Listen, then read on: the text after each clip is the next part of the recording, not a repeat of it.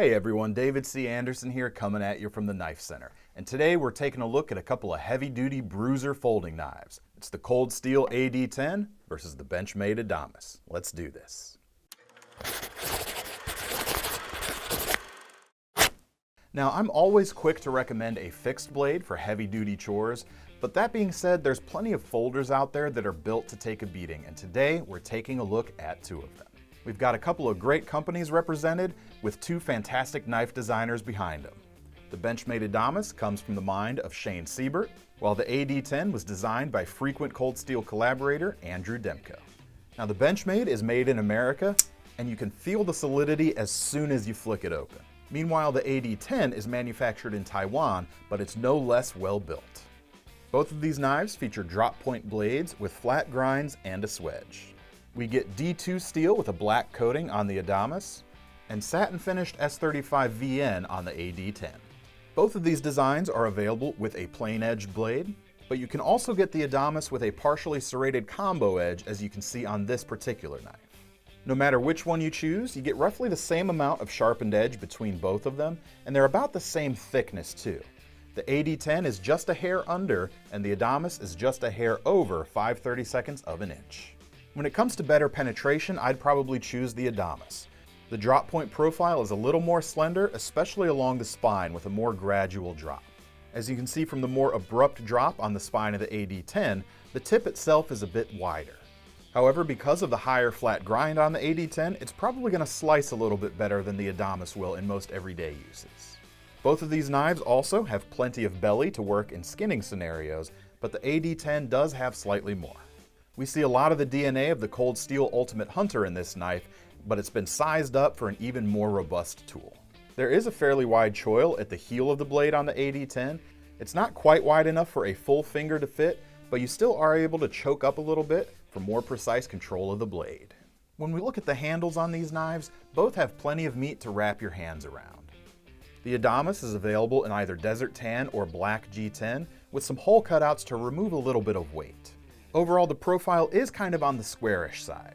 However, all the edges have been eased over, and we have a little bit of contouring and a nice bit of swell in the middle as well. When we look at the knife from this angle also, you can see that we've got some nice thick steel liners. It really creates a solid platform for this beast of a knife.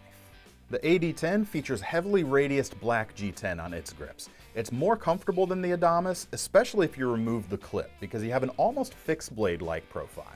There's not quite as much usable grip on the AD-10 as there is on the Adamas. Now my slightly larger hands just fit, but if I were wearing work gloves, which I would if I was really going to town on a folder, then I'd have to switch to the Adamas. Something the Adamas doesn't have, however, is this protruding back spacer at the pommel, and that's a great option for crushing or striking if you need it. When it comes to the locking mechanisms, the AD-10 features Cold Steel's famous triad lock. Now it looks like a lockback, but thanks to an added stop pin and other subtle details under the hood, this is one of the stronger folding locks on the market. Because of the triad lock, this knife isn't going to flip open like a lot of modern folders, but it can still be done with a little bit of wrist action and a push on these oversized dual thumb studs. Meanwhile, the Adamas features Benchmade's signature Axis lock. Now the triad is strong, but the Axis is no slouch either, with a hardened crossbar that's held in place behind the tang of the knife. This blade opens smooth and fast.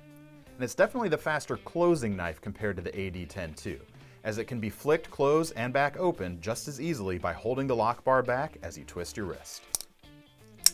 The Adamas is also available as an automatic, but you do lose the quicker closing if you go that route.